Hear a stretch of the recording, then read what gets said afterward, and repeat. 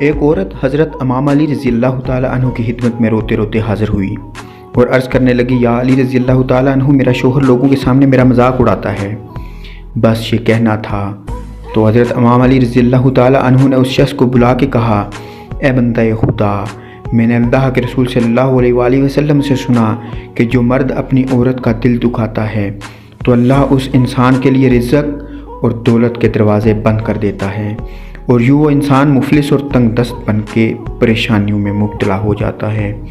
یاد رکھنا، کبھی بھی اپنی عورت سے ایسے مذاق نہ کیا کرنا جس سے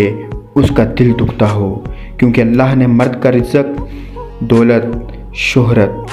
عورت کے مقدر میں رکھا ہے، اور یوں جو مرد اپنی عورت کو دکھ دیتا ہے، تکلیف دیتا ہے، لوگوں کے سامنے اس کا مذاق اڑاتا ہے،